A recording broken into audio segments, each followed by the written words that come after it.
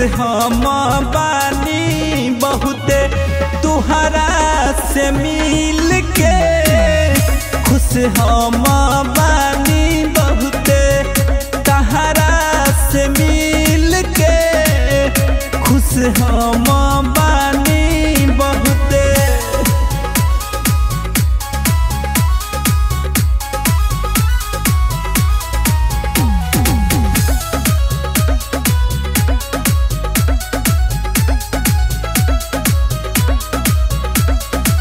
तोहरा के पाके हम खुश बहानी, प्यार करब हम दिलो जहानी।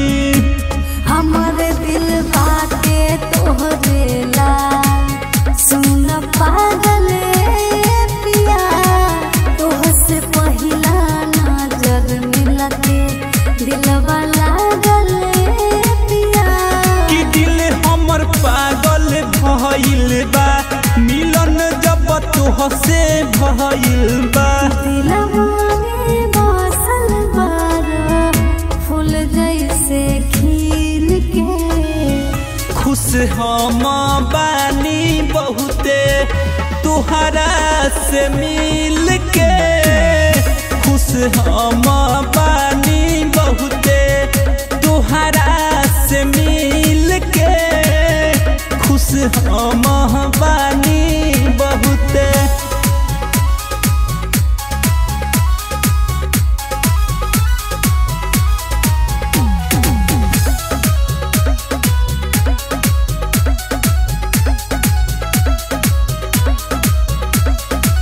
होई दीवाना तोरा प्यार के, चांद जैसन मुखरा तुहार के।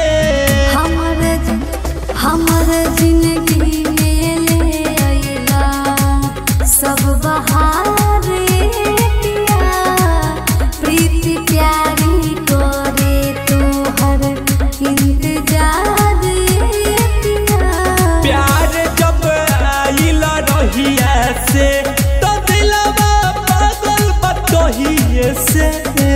सुनो हरिंदर राहुल बार तू ही दिल में, खुश हम बानी बहुते तुहरा से मिल के, खुश हम बानी बहुते तुहरा से मिल के, खुश हम बानी बहुते। रिकॉर्डिंग बाय सुर संगम स्टूडियो साहेबगंज।